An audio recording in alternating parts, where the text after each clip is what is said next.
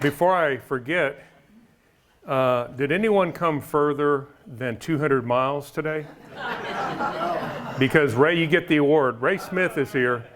If you can get Ray to come back and speak, Ray is the official historian of Oak Ridge, and he normally is doing tours of Oak Ridge, and I'm shocked that he's not doing a tour of Oak Ridge today. But I appreciate him here. You must be here for a meeting of some kind, right? Well, yes, but I came to hear you. Okay, there we go. He and I have done Tennessee History for Kids events in Oak Ridge. Like one year we had about 40 teachers, and so we've done a lot together over the years. Okay, this is my new book, and the good news is you're the first to hear a presentation on it. The bad news is you're the first to hear a presentation on it. 6 times later, this will be a much smoother presentation, but as it is, we're going to kind of jump around, and there's parts of this that I'm going to like read my own book, and then there are parts of it where I'm just going to show photographs and do it from memory. Let me give you the story behind this. Some of you may be aware that I write a column for a magazine called Tennessee Magazine, which I started in 2006. So I'm on about number 210 now.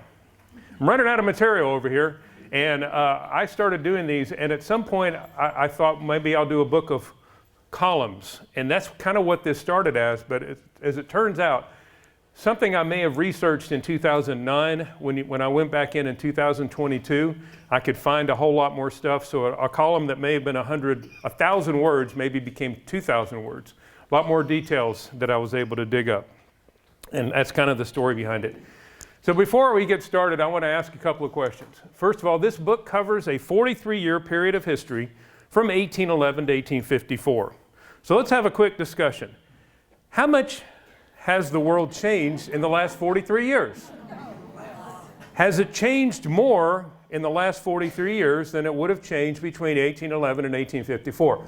So first of all, what's the biggest single change we've had in the last 43 years? Internet, right? Changed everything about newspapers, everything about how we get from place to place, everything about shopping, okay? But how did you get here today? In a car. How would you have gotten here in 1980? In a car. What do you do for your main source of entertainment in the evenings? TV. Watch TV. What would you have done in 1980? Watch TV. Maybe more channels, definitely more channels, okay? But I would argue that actually the world has changed very little compared to what our great-great-great-great-grandparents experienced between 1811 and 1854. It is shocking when you think about the changes. And I'm going to talk about 4 in particular. The steamboat, the telegraph, Nashville becoming the state capital, and the coming of the railroad. Those 4 things would change everything about life in Tennessee. There is a couple of seats down here, ma'am. That appears to be a blank slide. It was snowing that day. Okay. First of all, I didn't mean to do that. Okay. How many of y'all have been canoeing in the last 10 years? Okay. When you put the canoe on the Harpeth River, which way do you go? Downstream. Well, that's kind of all you need to know about transportation in Tennessee before 1818. You basically went downstream. None of us are alive enough, or have lived long enough, or even alive enough to know what it looked like when a boat went upstream in the old days. In the old Disney movies, they would show it. Guys, you need like 12 men, and they would do this, and they push, and they run around to the other side. Remember the old Davy Crockett shows? Well, I don't think today's young people have even seen that. But if you go back far enough, basically there were 2 ways to get stuff in and out of Nashville. One is to float downstream on the Cumberland River, which eventually flows into the Ohio River, which eventually flows into the Mississippi River, which eventually goes to the city of New Orleans. The other is to take a horse. Stagecoach. People forget that the stagecoach was all that there was before like 1860. And then along comes this man, whose name was Fulton. And in the book, I've written another book which goes into great detail about his invention, but since it's not central to the theme of this book, I'm going to kind of slip through it a little bit. But Fulton invented several things. Inventors don't just invent one thing. My favorite thing that he invented was the torpedo. Fulton invented the torpedo. In fact, he invented the word torpedo. If you don't believe me, look it up in the dictionary. He invented that word. There was something else he invented, the steamboat. He unveiled them both in the same summer. Guess which invention got more publicity? The torpedo. Man, I mean, that's exciting. He put a ship that no one wanted anymore out in the middle of New York Harbor and blew it up. People were amazed. Well, later that summer, he unveiled his steamboat. And this is a painting of what it might have looked like when he unveiled that steamboat. It was the first thing that anyone ever seen that could go against the current. For a few years, he and his business partners, they invented a pretty big steamboat, and they would float it up and down what was then called the North River, which is now called the Hudson River, from New York to Albany. Some of you will know the geography of New York better than I do, but those were and it cost like $7 to go round trip, which is a lot of money back then. And so they were making really good money, and they had big ships, big boats, big steamboat. And here's a painting of what the steamboat might have looked like. It was heading upstream. And whenever I think about the early steamboats, I think of that movie with Humphrey Bogart, the Out of Africa, where there's like this thing where there's like, well, in fact, they were really much bigger than that. Okay, they were big boats for the most part. You could have a small one, but that's not the way they were. But people thought that was interesting, and they made good money. But everyone said, you know, that's not going to cut it on the inland rivers. You know, these rivers move a lot faster and are a lot more difficult to go up and down. And so Fulton thought about that, and eventually he decided that what they needed to do was build a new steamboat. You had to build it on site because you couldn't build it and move it, okay, in a place called Pittsburgh, Pennsylvania, which is where the Ohio River begins. Those of us who grew up watching the Pittsburgh Steelers know that, okay? And from there you could float it down basically all the way down the Ohio River, eventually hits the Mississippi and heads down to New Orleans. So Fulton and his partners, took them a while to get a few partners, they built this steamboat in Pittsburgh, and this is what it looked like. There are people who know all about this. There's people that have built models of this thing. It was called the New Orleans because that's where it was going to go to, and it had paddle wheels on both sides. By the way, they've actually spent a lot of time trying to research this, and it turns out for many years they couldn't figure out whether the original New Orleans had paddle wheels on either side or in the back. They finally realized that they had them on the sides. And so they built this thing, and in the fall of this is also what it looked like. There's an artist who's done paintings of this. Anyway, it left New York in October of 1811, I think it was. And it only had 8 people on board. This could be a great movie. It had this man named Nicholas Roosevelt, remember that last name, his wife Lydia, who was pregnant, a pilot named Andrew Jack, not Jackson but Jack, 5 deckhands and servants, and a dog who was a Newfoundland. This is not a picture of the same dog, but that's what Newfoundlands look like. Okay, and that was the entire crew. Okay, and they headed down and left Pittsburgh, and people waved goodbye and said, "We'll never see you guys again." And this is what it looked like. It left on October 20th, 1811, and headed down. What can go wrong? Well, let's see. First thing, the first couple of nights were just glorious. They were they had the whole ship to themselves, the whole boat to themselves. They were heading downstream, people waving at them, and then they kind of moved on. What is now West Virginia was only called Virginia at that time, and they would stop in towns, and people would pay 25 cents to take a tour. We're making good money here. What can go wrong?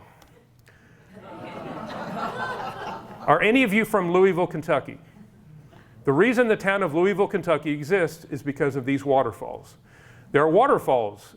It wasn't just the Tennessee River that had barriers to navigation. The Ohio River had a series of small waterfalls known as the Falls of the Ohio. And when they got to it, it was like November, which is the lowest water point of the year. They got stuck there, okay? And they got stuck there and they were waiting for the water to rise. While they were there, just for the heck of it, they turned around, went upstream to Cincinnati, and amazed everyone. Because the people in Cincinnati were like, "Oh my gosh, you can go upstream." And they're like, "Did you guys just go around the corner? Did you really go all the way to Louisville and come back?" And then they put them on board. And anyway, they amazed people for a while, but they had to wait for the water to rise. Finally, they got a lot of rain for maybe 2 or 3 weeks, and they finally said, okay, we're going to do it. And there's a long scene, there's a narrative that was written by one of Roosevelt's descendants, not the one you've heard of. You've heard of Teddy, that was his it was his brother's grandson. But there was a talk he made after the Civil War about this. But anyway, they got in the middle of the current, got going as fast as they could. There was a guy in the front yelling and waving his arms, go this way, go that way, no, stop, turn around. And somehow they made it over the falls. And it was like series of falls. None of you are old enough, none of us are old enough to know that the Tennessee River used to have a series of navigational barriers just downstream from Chattanooga. The most famous was called the Suck. There was one called the Boiling Pot, one called the Frying Pan, and there were a whole bunch of these things. Well, man-made dams have eliminated all these, okay? In the case of this, it was the Army Corps of Engineers. In the case of the Tennessee River, it was not TVA, but it was the Tennessee Electric Power Company, which came before TVA. Anyway, they made it through the falls, and everybody's jumping around excited. The dog is barking. What else can go wrong? Well, let's see here.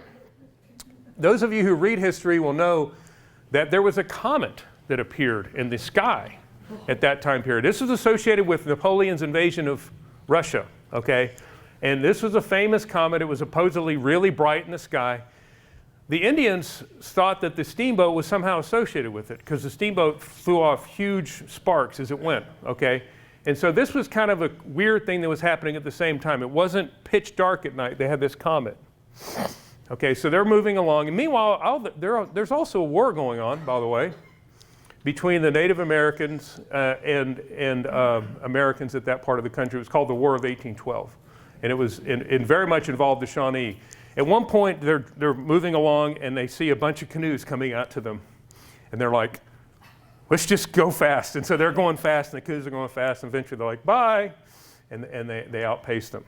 So we have the war, we have the comet, and then there's this thing called the New Madrid earthquakes. One day they stop every day to get firewood and let the dog poop, or whatever it has to do. I have a feeling the dog was just pooping on the deck. But anyway, and all of a sudden they experienced the first and one of the greatest of the New Madrid earthquakes. Started in December, these quakes would come and go through February. There was not one. There were, in fact, 1,874 of them. The reason we know that is that a very learned man in Louisville, Kentucky, set up a set of pendulums and measured them. So we know that there were like 2,000. Most of them were little. Some of them were quite large. The river was probably the worst place you could possibly be during these earthquakes. And because at some point the river actually appeared to flow backwards, the Mississippi River did. So all this is happening. Meanwhile, they're heading down to New Orleans. And this is a famous painting that a man did, and he let me use it for free. Anyway, when they got to the Mississippi River, they turned south. Andrew Jack had been hired as their pilot because he knew what the river looked like. That's why you hire a pilot. Well, by this time, he was getting really frustrated because the river didn't look anything like it used to because of the earthquakes. The islands weren't where they were supposed to be. The current had moved. There was one night where every night they would camp, and they camped beside this island, and they tied lines to the trees. I woke up the next morning and the island was gone. The lines were all pointing straight down into the water. The island had sunk overnight. It was like that. It was just crazy. So anyway, by the time they made it, and somewhere along the way, they stopped in a place that we now know as Memphis, Tennessee. It was then called the Bluffs of the Mississippi River. I would like to tell you that they carved their name on the tree or whatever, but we really don't know anything about that stop because by that time they were like, let's just get to Natchez. Let's just get to New Orleans. We're not sightseeing anymore. We're just kind of survive, okay? But remember, this is a time period where the United States, the American map looked about like this. So this is kind of what the map would have looked like. Anyway, they eventually made it to New Orleans. And that was, how many of you have never heard of this journey? That's okay.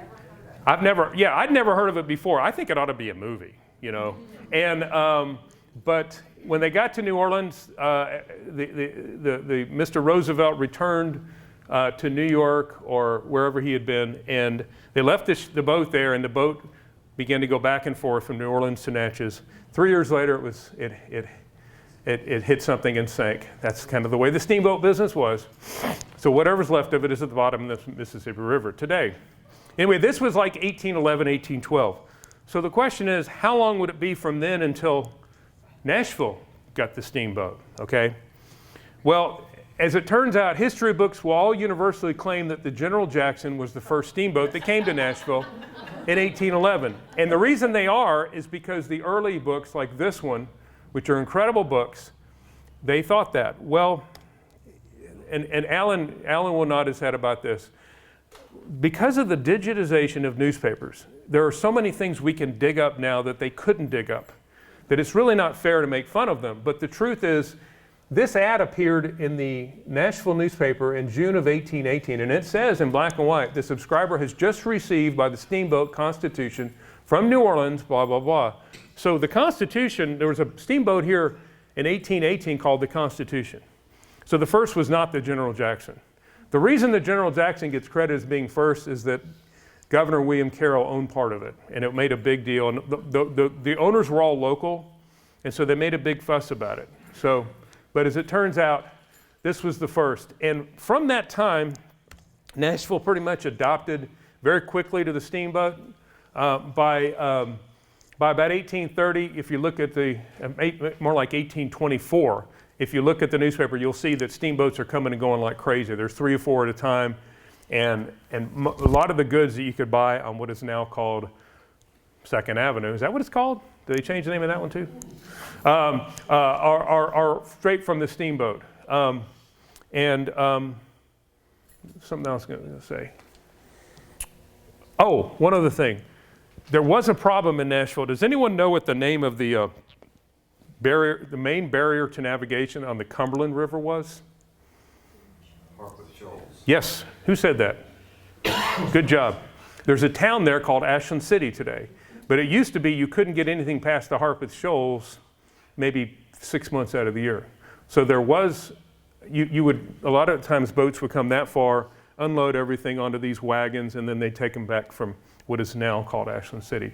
And you'll see, like regularly in the newspaper, there'll be a story about how high the Harpeth Shoals are.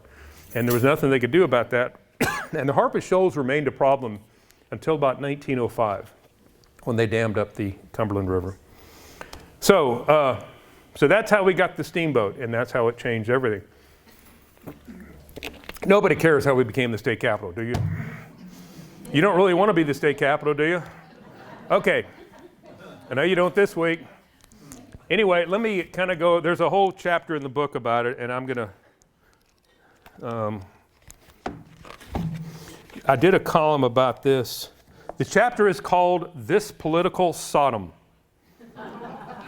And I didn't make that up. For the first few decades of Tennessee's existence, the legislature couldn't agree on a permanent capital. Knoxville was the first seat of government, followed by Nashville, Knoxville again 4 years later, Murfreesboro in 1819, and Nashville again 7 years later. Along the way, in one of the strange footnotes of Tennessee history, Kingston served the state capital for 1 day in 1807. Tennessee might have had a temporary capital for a lot longer had it not been for William Carroll, who served for 12 years as governor in the 1820s and 30s. Carroll led the fight to create a chancery court, the state's first penitentiary, there we are, and the state's first insane asylum, which is what they were known as at the time. Carroll was also responsible for organizing Tennessee's Constitutional Convention of 1834, a convention that debated the idea of a permanent capital at some length. However, like many legislative bodies throughout history, it could come to no consensus and therefore decided to force other people to make the tough decisions some other time. The delegates recommended, and the voters later approved, a constitutional amendment requiring the legislature to pick a permanent seat of government by 1843. When the legislature met at the Davidson County Courthouse in October of 1843, it spent the first week arguing over where to put the capital. House and Senate members took turns espousing the virtues of their hometown, this is, by the way, is William Carroll, proposing the seat of government be placed here and there. Then the vote would be taken, the measure would fail, and another representative or senator would stand up and espouse the virtues of his hometown. I'm going to skip a couple paragraphs because though this is funny, it does get a bit monotonous. One day after lunch, the Senate considered and rejected Sparta, Franklin, Harrison, and Woodbury. Then late in the afternoon on Wednesday, October 4th, the state Senate passed a bill 13-12 to make Kingston the permanent capital of Tennessee. Meanwhile, the 75-member Tennessee State House was also going through a tour of Tennessee. The House version of the bill started with the seat of government located, quote, at the center of the state. The House then considered and rejected the idea of putting the capital in Nashville, Carrollville, which is now known as Clifton, Sparta, Carthage, Nashville again, Smithville, and Murfreesboro. After lunch, towns suggested but voted down included Knoxville, Jackson, Carthage again, Knoxville again, Savannah, Jackson again, Manchester, Murfreesboro, Lebanon, Sparta a third time, and Paris. Finally, in the early evening, about the same time the Senate passed a bill to make Kingston the permanent capital, the House passed a bill making Murfreesboro the permanent capital. Anyway, it went on, and then it eventually came down to Nashville and Murfreesboro. And then on Saturday, October 7th, the debate got ugly. Several legislators said Nashville was a logical choice. After all, the legislature was used to meeting there. It had better road and water connections, and it contained institutions such as the prison that the legislature needed to keep an eye on. The city of Nashville was also offering the state a hill on which to build a Capitol building. Several Nashville citizens had signed an option to buy Campbell's Hill for $30,000, acquired by attorney William Campbell 4 years earlier as a fee for a lawsuit, and donated to the state. I did some searching and I found one reference to Campbell's Hill in the 1830s. Here it is. A man lost his cow on Campbell's Hill. So there were cows on Campbell's Hill before the General Assembly was there. I'm just going to say that. I'm not going to leave it at that. Anyway, lawmakers advocating for Murfreesboro did not go down easily. State Senator Samuel Laughlin of Warren County argued passionately against Nashville, explaining that the geographic center of the state was in Rutherford County. In fact, at the behest of the legislators from Rutherford, the state had actually hired a mathematician to calculate the geographic center of the state, and he had determined that the location was near Murfreesboro. Have you all ever seen this? Yes. Yeah, it's out there. All you have to do is actually take a map of Tennessee and draw two rulers, and you could do this, but they hired a mathematician who did that. So anyway, Laughlin also noted that since the legislature moved to Nashville 17 years earlier, the General Assembly was meeting for longer and the government had increased its annual expenditure and taken on tremendous debt. This, he said, could be attributed to the forces at work in Nashville, which he described as a political Sodom. Quote, State Senator William Snead, representing Rutherford and Williamson counties, there's a Snead Road near my house, by the way, agreed with his colleague and added points of his own. Quote, the people of Nashville are the creditor class. They are traders, speculators, while the largest portion of the people elsewhere are farmers. The interests of the two classes are averse and their opinions, of course, are at variance. Snead also made reference to Nashville's voluptuousness and dissipation. He also implied that the citizens of Nashville were bribing the legislature by offering it free land. A curious point, considering Murfreesboro was also offering the legislature free land. Anyways, that evening the House voted 50-23 to make Nashville the state permanent capital. You know, the vote was 50-23. I have a feeling this was all a big charade anyway. I think they maybe knew what they were going to do before they did it. The next day, the Senate concurred by a vote of 17-8. 2 days later, the Republican Banner newspaper had this to say. The question being thus settled, let all the unpleasant circumstances connected with the conflict of the location of the seat of government be laid aside forever. Let all thoughts of that controversy be buried in the grave of oblivion. It was buried until now, okay? And what became of State Senator Snead of Rutherford County? Now this is pretty weird because it involves a totally different part of the state.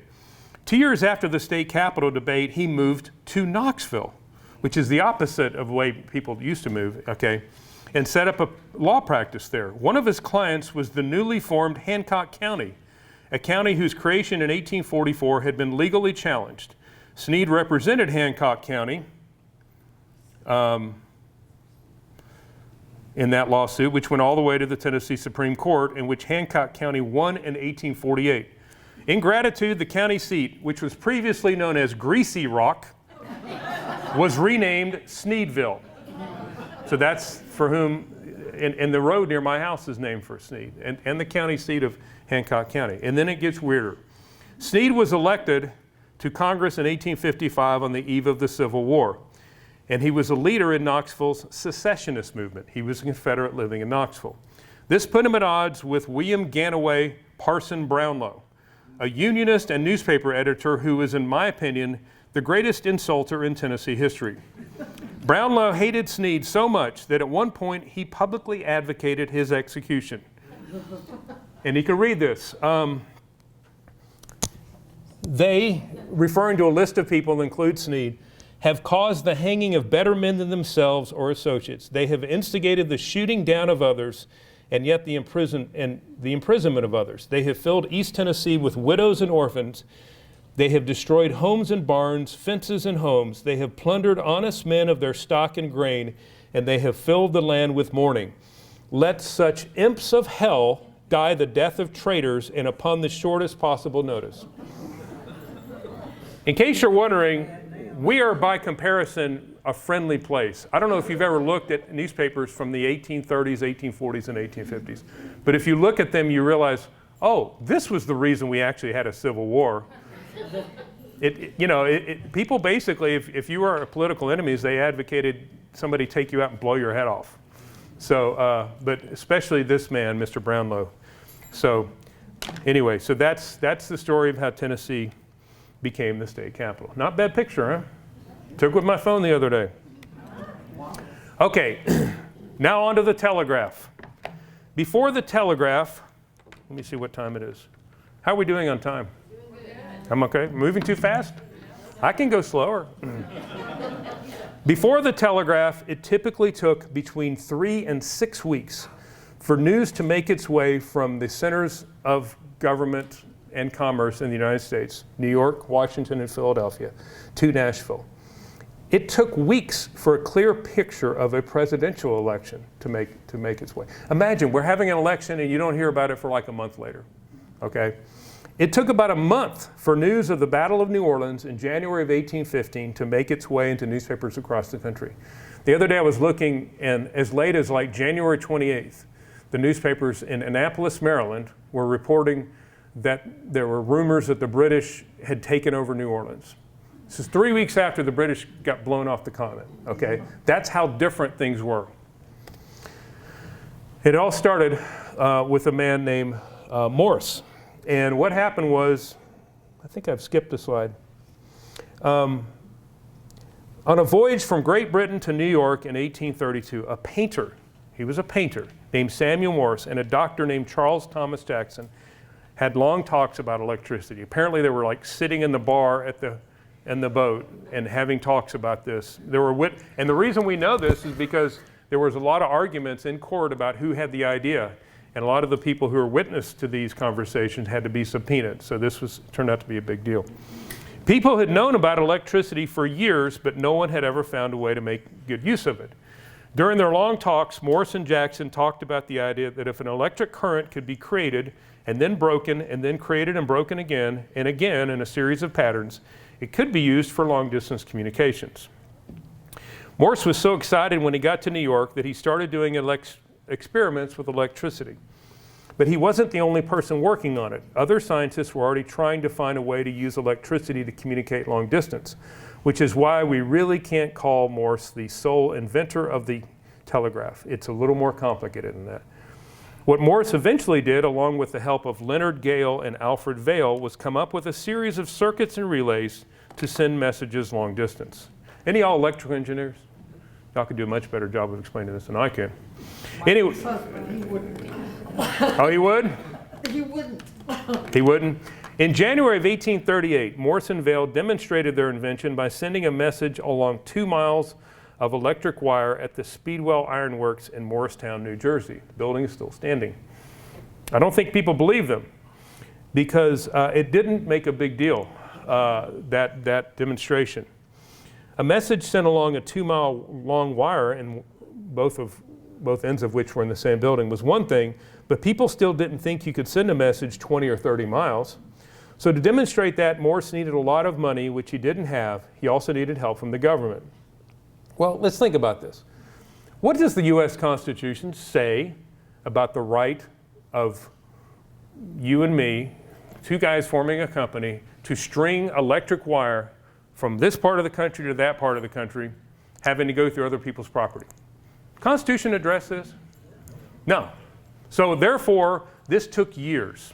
This business about, well, that's not in the Constitution. That's come up before, okay? It also came up when we did time zones, okay? Constitution doesn't say what time it is. So back then you couldn't, yeah? Back then you couldn't just run 20 miles of wire from one place to the other unless you owned a 20-mile long strip of land.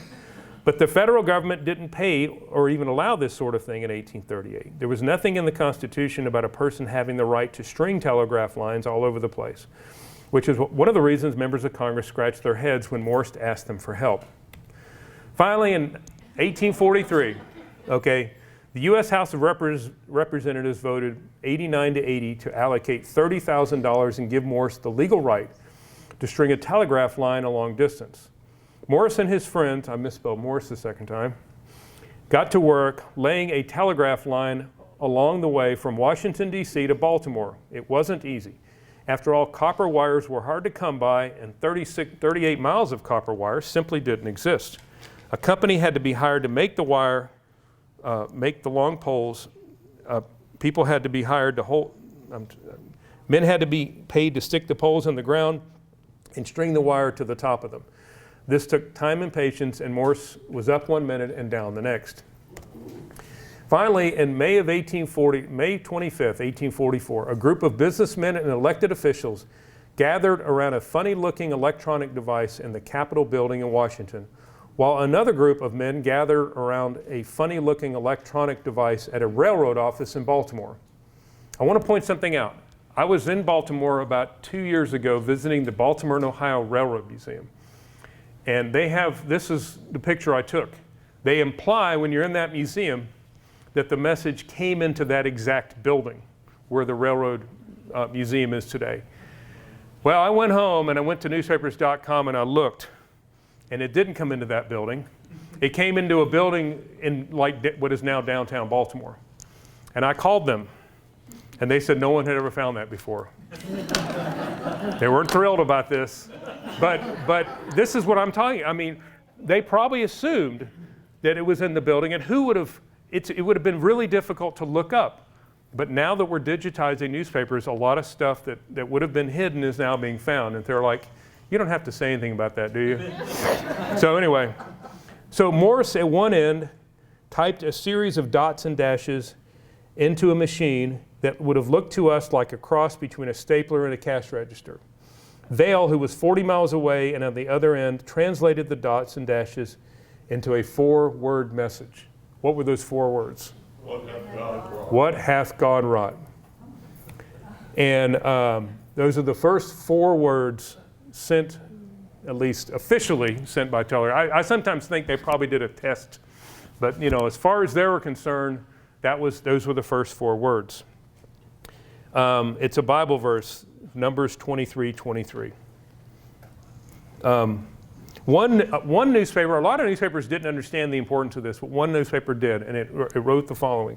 Professor Morse Telegraph has already, during the first week of its operations, been proved to be of the greatest public importance. Time and space have been completely annihilated. The Washington Standard states that on Wednesday, the north front of Capitol was crowded by an anxious multitude to whom the proceedings of the convention were announced from the telegraph office at short intervals during the day. There was a political conference. Was it the Whig conference, I think, that announced that Henry Clay was the presidential nomination. And this was the first time that people had known in world history that people had received news from further than the horizon. They went from like smoke signals to this overnight. And so Morse finally had the world's attention and as many investors as he needed. However, he couldn't clone himself 16 times and create all these telegraph lines which would have been demanded at the time.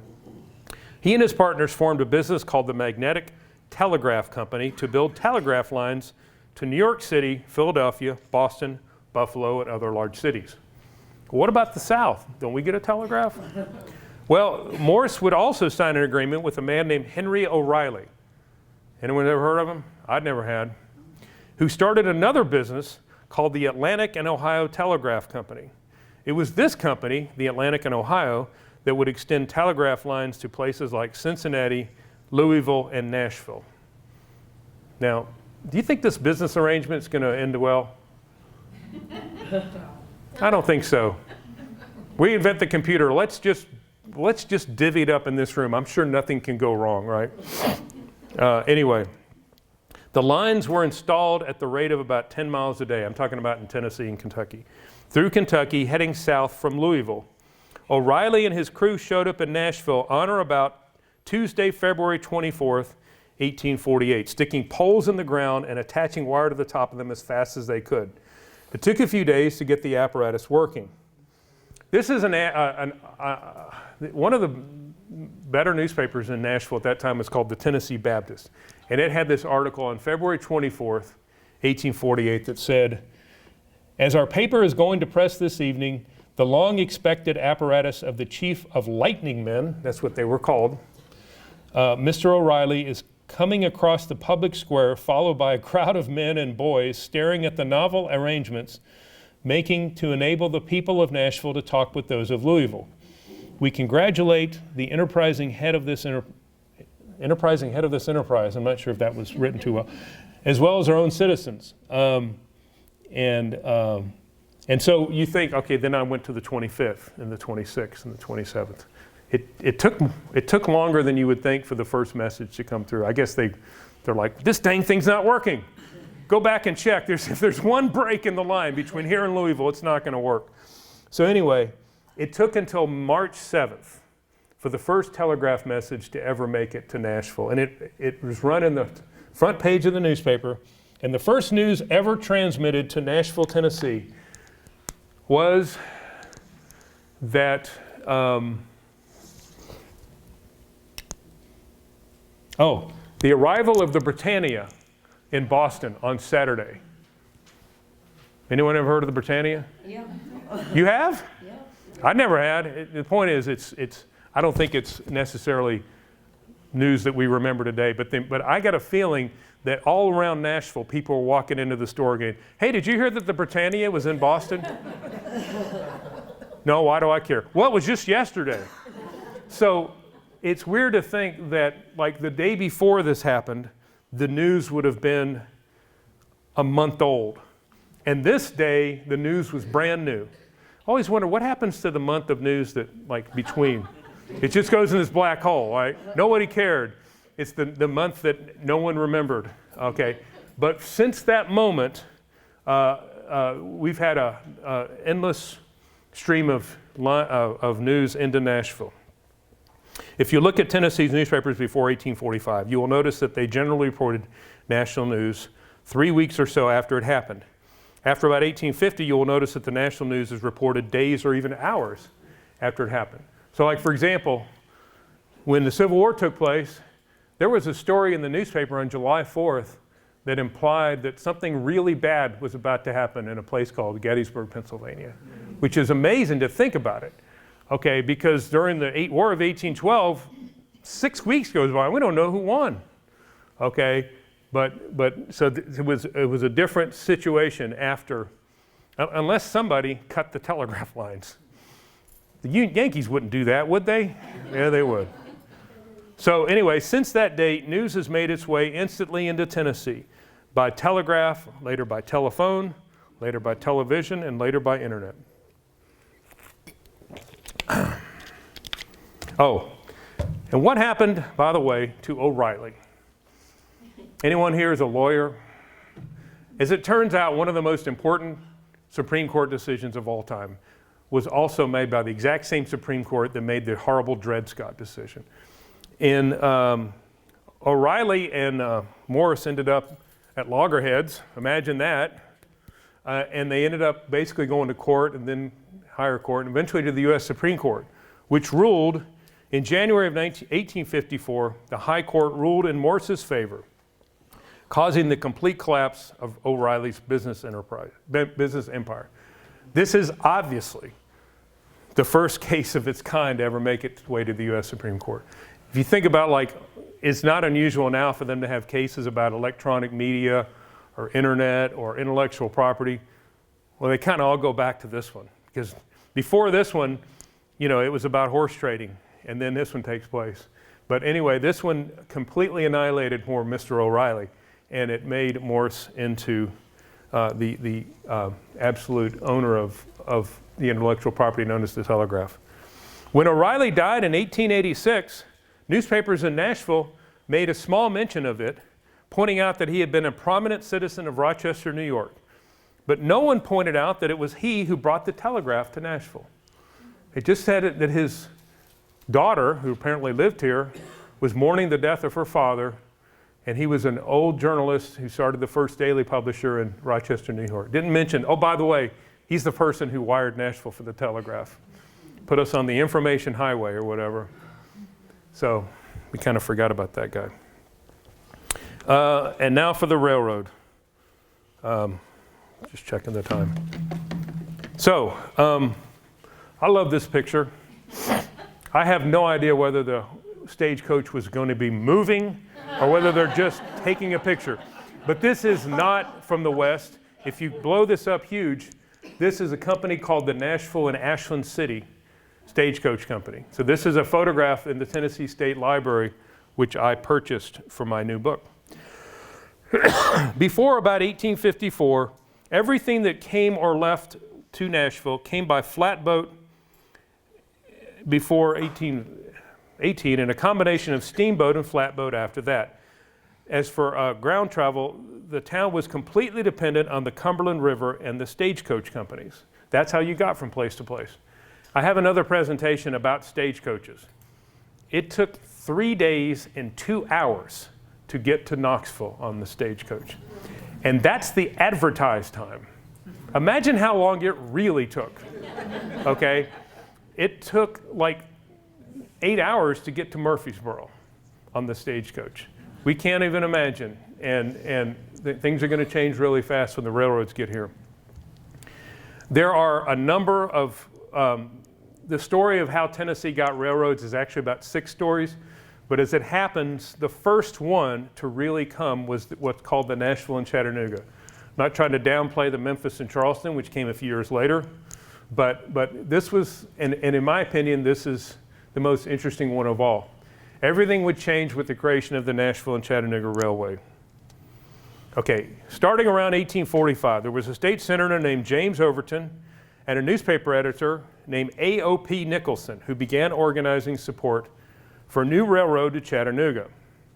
Now, the idea of the railroad, this is a little complicated, was to hook up with another railroad already being built.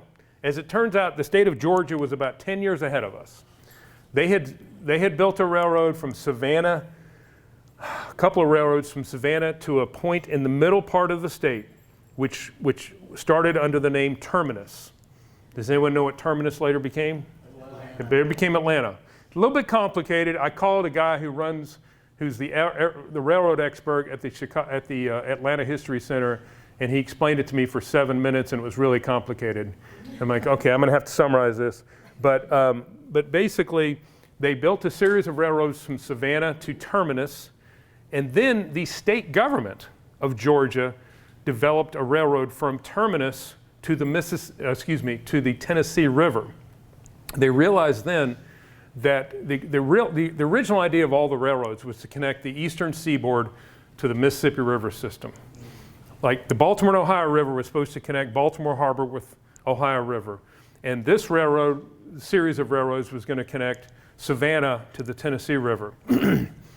So the idea was to hook up with this other railroad that was coming from Georgia. And I should point out that initially it wasn't clear where the railroad would meet the Tennessee River. There were 2 options. The engineer, who ends up being a really important person in Tennessee history, looked at 2 options. One is what was called Ross's Landing in southeast Tennessee, which is now called Chattanooga. The other was called Gunter's Landing, and it's where the railroad, where the Tennessee River kind of does this in northeast Alabama. It's now called Guntersville. And they nearly built the railroad to Guntersville, which that would have changed history, okay? And, but he recommended, his name was Stephen Long, and he recommended that the railroad go to Ross's Landing. He ends up being like this really important person in Tennessee history, but no one's ever heard of him. He was a railroad engineer. Anyway, the idea of this railroad, the Nashville and Chattanooga, was to hook up with another railroad called the Western Atlantic, which was then under construction from Savannah to Chattanooga. Known as this was going to be called the Nashville and Chattanooga Railroad. It would give Middle Tennessee farmers access to Atlantic coastal markets, plus give Nashville access to untapped coal reserves in southeast Tennessee. The most important thing is this. It would mean that the produce of Middle Tennessee would make it to the open sea in about 1/5 the cost and about 1/10 the time. Think about it, like exporting stuff to Europe or for that matter to New York or Philadelphia. It's going to get there that much faster. In 1845, Overton and Nicholson convinced the General Assembly to grant their railroad a charter and give it power of eminent domain, very important, and to exempt it from taxation for 20 years. Well, 20 years from 1845, that's 1865. What could possibly happen to mess this up? So they hired a man named Vernon K. Stevenson to raise money for the project, and he became president of the railroad. It's pretty funny if you look at like 1846 and 1847.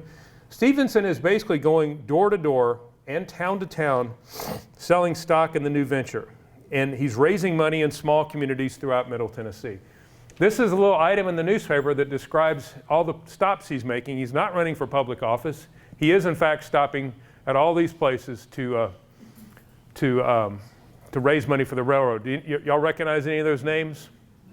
There's Shelbyville. You recognize that name. Murfreesboro, which was spelled differently then.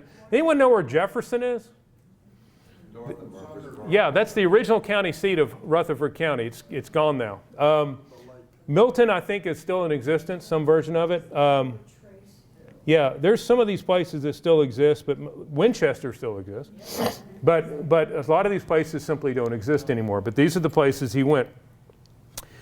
They did raise some money, but not enough. And in the end, it was the governments of Nashville and Charleston, South Carolina, which would invest more than $500,000 each. This is the first time in Tennessee history. What do we call it now? Corporate welfare? The city of Nashville invested $500,000, which was a lot of money back then, in a railroad. Okay, that's, now we're talking about spending, $2.5 billion for its thing. When did this start? Well, it started here, okay? It started in 1845 or whatever. And there were a lot of people who didn't like it, and therefore they sued, and it did go all the way to the state Supreme Court, and which did uphold this as a legitimate investment of local government money. And that ends up being kind of an important case in the history of the state Supreme Court. So this takes time. You think, okay, we'll be starting in about 3 weeks. No, you won't. This is going to take like 10, 15 years because we have to go through all this. The engineer starts laying out a path between here and Chattanooga. And no, he wasn't drunk. But as it turns out, there's hills along the way. There's bridges. And the biggest, most important hill, what do we call this one right here? What's it called? Cumberland Plateau is right there. And it's not 7,000 feet high, but it's actually really, really steep. And anyone here go to Sewanee? It's like a cliff, okay? And you can't just head up the top of the hill. And so he looked at it and scratched his head, and he ended up concluding that what we needed to do, the engineer chose a 152-mile route through Rutherford, Bedford, and Franklin counties and into northeast Alabama, where it turned east at the Tennessee River and headed to Chattanooga from there.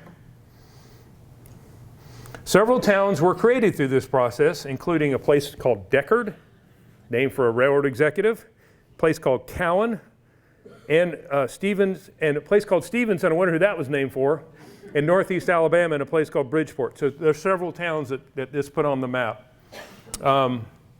But the construction, meanwhile, you couldn't get it to the top. So what happened is there's a part where the Cumberland Plateau kind of splits and creates the Sequatchie Valley. The engineer thought it would be best to blast through the mountain there and a 2,200-foot tunnel through the Cumberland Plateau, not Cumberland County, in Franklin County. Now, let's think back at this. This is the 1840s, 1830s. How are we doing this? Well, it's done by hand, pick, and shovel, okay? The tunnel digging machines that we have today did not exist. And the most technologically advanced thing at the disposal of the workers was dynamite. If there were people who didn't understand the magnitude of this project, they understood it on December 14th of 1850. That's the day when a steamboat called the Beauty hauled a locomotive to Nashville. The locomotive was made in Cincinnati and taken by boat to Nashville. That must have been quite the sight. This is obviously the first locomotive that anyone in Nashville had ever seen. Along with the locomotive, the steamboat brought 13 freight cars and 1 passenger car. What kind of steamboat was this? Anyway, but it was called the Beauty, the steamboat, and what it pulled up and they unloaded, and the mules, who else is going to do this? The mules are the ones that hauled the locomotive up the hill. But it's funny to think that when the first railroad came to Nashville, it wasn't on wheels, it was by boat. Probably an unusual thing for any American city. Mules dragged the locomotive, freight cars, and passenger cars to the Nashville and Chattanooga terminal. In the spring, and they would build it like 100 feet a day. Well, in the spring of 1851, the train made its first trip, an 11-mile jaunt to Antioch. Wow. It was a glorious and exciting day for Tennessee's state capital. Only the important and well-connected got to ride on that first train. I guess they got in the train, they went to Antioch at the speed of about 10 miles an hour. They got out of the train, walked around, and said, okay, we're ready to go back now. That's obviously the biggest day in Antioch's history. No offense to Antioch, but that was a big day. They would then make it another leg and another leg. The railroad would made it to Murfreesboro by July 4th, where there was a celebration dinner attended by 4,000 people. It's a lot of people. And just let me clarify. They basically started in Nashville and built it from here to Chattanooga because the problems in the Chattanooga area were so great engineering-wise that it was going to be a lot longer to build it from there, as we will soon see. Meanwhile, there are stories about how property values were going up in Tennessee because of the railroad, stories about business on the rise because of the railroad, stories of how railroads were moving products to Nashville, such as coal, which had always been brought to Nashville by boat. It's remarkable how railroads seem to create business, the Banner reported. All is life and bustle whenever you build a railroad. All the enthrallment and publicity peaked in May of 1851 when the tunnel through the Cumberland Mountains was completed. The next slide shows an item that appeared in the Buffalo, New York newspaper on March 21st of 1851. Big old story in the Buffalo, New York newspaper about a tunnel opened in a place called Cowan, Tennessee, near Sewanee, bottom of the hill. 700 ladies and gentlemen participated, passing through the tunnel, heard speeches, a sumptuous dinner, drank spirited toast, and danced the night. The tunnel is 3,000 feet long. That's a little bit of exaggeration. And 185 feet from the top of the mountain. Big day, probably the biggest day in the history of Franklin County. Okay. However, let me give you a dose of reality. Like every other railroad built in the South, the Nashville and Chattanooga Railroad was built by people who weren't paid very much, certainly by modern standards, who risked their lives and health more than American workers today, and in some cases were enslaved. The railroad had slaves on its balance sheet. The companies that the railroad hired also had slaves on their balance sheet. It's worth pointing out that about 12 years ago, I spoke to somebody who was a history buff involved with this railroad, and he insisted to me that there were no slaves that were involved in working on the railroad. Well, there are. It's just that people didn't really look at the newspaper ads. Okay, it's just funny that this would have been so missed. Here's an ad that I found I did in my slavery book. This ad ran in like every week for like 2 years. A company called Murdoch and Townsend, it was one of the ones that was building the leg from Cowan to Chattanooga. They wanted to hire 2,000 people, half of them Irish immigrants. Well, those Irish can build the railroads, can't they? 500 Negroes, that means slaves. 500 native-born laborers. What's a native-born laborer? Native American is an expression that was invented in the 1970s, the best I can tell. That means a white guy from Tennessee who doesn't happen to be a slave or an Irish laborer. So 3/4 of the workers that they were looking to hire were either slaves or immigrants. There was a place called Castle. You ever heard of Castle Garden? You ever heard of Ellis Island? Yeah. Okay, I think far more Americans came through Castle Garden than came through Ellis Island, because like my ancestors would have come through Castle Garden in New York, because that's where people came through between like 1830 and 1880. And these railroads would have people, I think, standing with a sign that says, "We need Irish workers, come to Chattanooga. We pay more than the other guy." And because there were like 6 railroads being built at the same time. And the Irish were just coming over, and they would say, "Well, come on down, we only need 200. We'll pay you more. Come on, just get on the train. Come on, here, have a sip of this," or whatever. But there was, I'm convinced that there was competition over these Irish railroad workers. Some of the people who worked on the railroad were professional engineers who had been trained in colleges, most notably West Point. But by the end of 1852, the Nashville and Chattanooga had hired at least 100 enslaved people to lay track, repair track, and do general maintenance between Murfreesboro and Cowan. Meanwhile, a private contractor called Murdoch and Townsend advertised that it needed to hire an additional 500 slaves to work on the line between the Tennessee River Bridge and northeast Alabama and Chattanooga.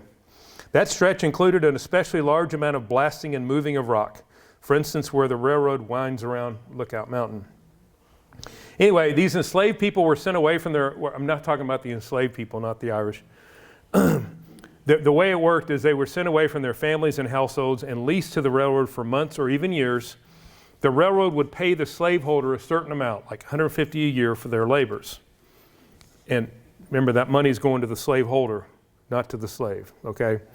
And the enslaved people would be clothed and fed at the railroad's expense and would sleep in tent-like quarters near where they would work. Meanwhile, there appear to be more immigrants working on the railroad than slaves. The Nashville and Chattanooga Railroad hired hundreds of Irish immigrants the moment they got off the ship at Castle Garden, New York, and sent them straight to Tennessee. 2 o'clock, you may have to go. She has an appointment with her accountant. She's already told me about this. Far away from their homeland, sometimes these immigrants had too much to drink after hours. Right at the tunnel, we learned from the last Winchester Independent that there has been quite a row at the tunnel among the Irish laborers, and that several of the leaders have been lodged in the Winchester jail to wait their trial at the next term of circuit court. There are a lot of these articles about the Irish, and one of my favorites is this one. On Sunday night, a general fight took place at the tunnel between the natives and the Irish. A bad feeling has existed for some time between the two parties, and on Sunday night, having taken a sufficient quantity of rot gut whiskey to rouse their worst passions, a fuss was raised and a general fight was the consequence, in which several people were badly used up, but fortunately no one killed. And anyway, one of these articles, where they take gunpowder and blow up the Irish saloon. A lot of gunpowder around. We got plenty of that, okay? Meanwhile, something slightly more serious was disease. On July 16th of 1850, cholera spread among railroad workers working on the Nashville and Chattanooga Railroad tunnel south of Cowan. According to a story in the Winchester Independent, the first victim was a woman named Mrs. Mills, who died about a day after she fell ill. The second death was Edward Paul, a native of Cornwall, England, and one of the superintendents on the tunnel construction. He was a married man and was expecting his wife here from Pennsylvania in today's stage. By the time this small item went to press, 6 other people died of cholera, including one child. On August Second, the Independent reported the names of 28 people near the tunnel who died of disease, including 4 enslaved people and 6 children. However, the newspaper maintained that the town of Winchester had escaped the scourge. It made no mention of law enforcement efforts that the town had made to keep diseased workers away from the town, although there's no doubt there would have been some. Let's be honest, they would have had people with guns on the highway, and if somebody was walking toward them, they would have said, turn around or I'm going to open fire, okay? Cholera, there's a ridiculous number of people who died of cholera in the 1830s. Can anyone name the most famous person from Nashville who died of cholera? James K. Polk. There's also a man named Yateman, one of the richest men in town, who died like a day after he got it. But there's cholera was just like, you're fine today, and 3 days later, oh, you didn't hear he died. And you know, a lot of these workers would have been chained together, and but there's one item I found where when some of the Irish realized that cholera was spreading, they just took off for the woods. Some of them died in the woods. Some of them died in their cabins. And there's an item where I found where if somebody died of cholera in their cabin, they would light the cabin up and just burn it to the ground, okay? And a lot of this is stuff that people have never known about because, again, these little articles in the Winchester newspaper, people haven't really seen them until recently. So we have cholera, we have the enslaved. I want to mention one other thing. As they began to open the railroad from Nashville to Antioch, and then from Nashville to Murfreesboro, and then from Nashville to this, and Deckard, you would think that there wouldn't be any crashes because these trains were going like 25 miles an hour. You would be wrong. There were at least 5 crashes on the Nashville and Chattanooga Railroad, even during the phase of its existence where only parts of it were open, which was remarkable considering how slowly the trains were moving. The first accident took place in October of 1851 when a locomotive, passenger car, and freight car ran off the tracks at Overall Creek in Rutherford County. Quote, "It's astonishing that not every person was killed. The only person killed was an African-American man, almost certainly an enslaved one, whose name didn't even make the paper." So there were like 6 crashes, including one collision, which makes you wonder, did you guys not even think about this? I mean, we're going to go this way, and I mean, so all the systems that we have now to theoretically make train travel relatively safe, well, that kind of evolved, okay? So, but again, the train was only going like 25 miles an hour, so not quite as fast. So on the one hand, the Nashville and Chattanooga Railroad had its share of wonderful achievements. The first ride from Nashville to Antioch, and the opening of the tunnel in Cowan, for instance, was an achievement. But it also encountered tragedies such as the cholera pandemic and the early train accidents. And it needs to be remembered that many of the men blasting rock, moving dirt, hauling logs into place, and hammering in rails were enslaved, while many others were immigrants in a new land. Before I conclude here, I want to mention one other thing. There's a whole 3 or 4 pages in the book about this.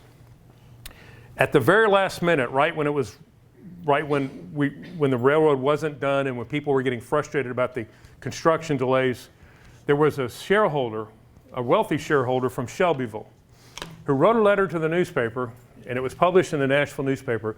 It was like 2 pages, which is a lot of print in newspapers, basically ripping Mr. Stevenson apart, claiming he was corrupt, that he had run a bad railroad, that he hired the wrong people, that the directors were all guilty of using the railroad to further their own financial means, that the reason they had put railroads, train stations here and here is because they happened to own the land here and here. Like, for example, Mr. Deckard owned the land in what is now called Deckard, Tennessee. Of course, Mr. Stevenson owned the land at what is now Stevenson, Tennessee. So it was kind of a bloodletting, and I don't think I've ever seen like it. Like, I don't remember in my lifetime whether the number 2 shareholder of Genesco or HCA has run a letter in the newspaper with this much accusation. But Mr. Stevenson did respond with an equally long letter defending every step that the guy accused him of, including pointing out that like the guy accused him of putting the Nashville terminal where it was because his house was there. And Mr. Stevenson pointed out, well, my house has gone down in value since we put in the railroad because no one wants to live next to a train station.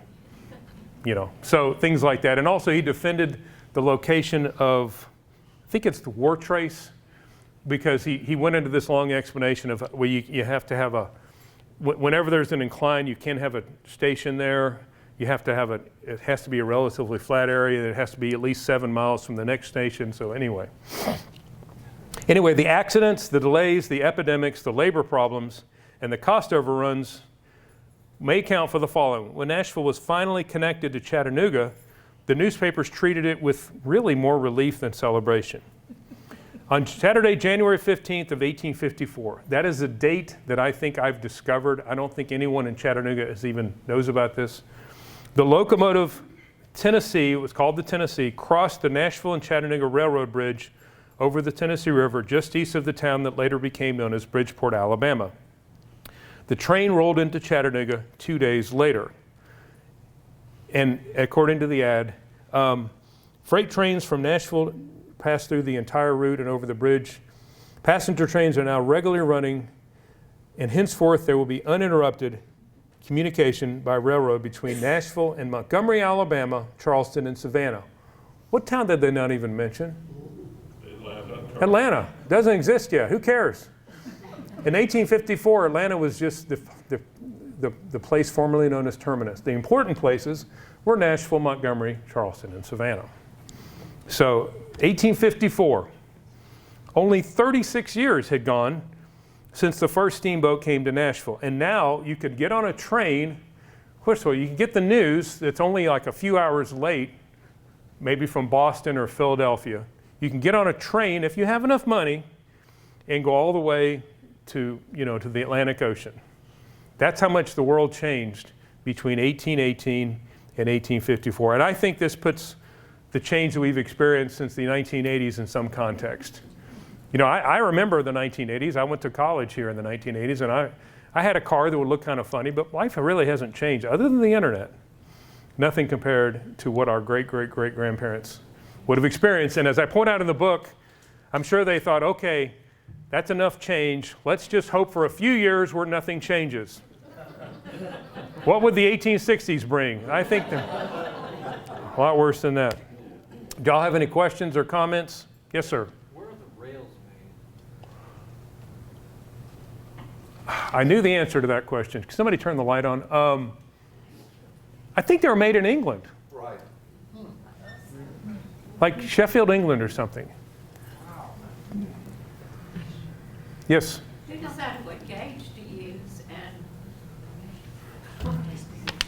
and I'm used to talking to kids.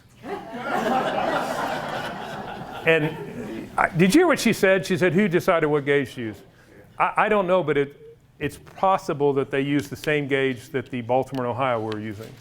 By the way, the Baltimore and Ohio was started in 1828, and it took them 24 years to make it to the Ohio River.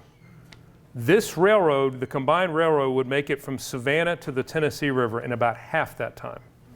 And to me, that's interesting that the folks in Chattanooga don't make a bigger deal of how they were the first city to get the railroad in Tennessee. And they got it pretty darn fast. Yeah, I was just thinking, I was listening to an interview with John Meacham, the historian, the other day, and they were asking about the current climate in the country and the political discourse, the changes, all of that. And he was saying he had been going back initially to the 1960s and drawing some conclusions and going back either to the 1930s before World War II. And then he said, no, I'm not going back far enough to get a real similar kind of climate. He said, I have to go back to the 1850s and all that was going on then. And that all just, to me, just kind of made it make sense what he was saying. There was so much change with communication, with, just such a turmoil. It's weird to think that there were people who experienced the Revolutionary War who actually experienced the Civil War. Yeah. And it's astonishing to think there was a man named Joseph Brown who saw his dad get his head chopped off by the Chickamauga Indians, who lived long enough to live through the Civil War. It's like, wow. And where there was a battle, there were Civil War battles in the area where his parents had been killed. Yes, ma'am. It looked like a couple of the depictions of the first steamboats actually also had sails. Did they use those Yeah. to help them when they were going upriver? I think so. Okay. You know, I think that the best steamboat museums are like in Pittsburgh. At some point I want to go there, but I think you're right. I think they did. Like if this thing fails, I'm sure that if this thing fails, well, we can always just use the wind.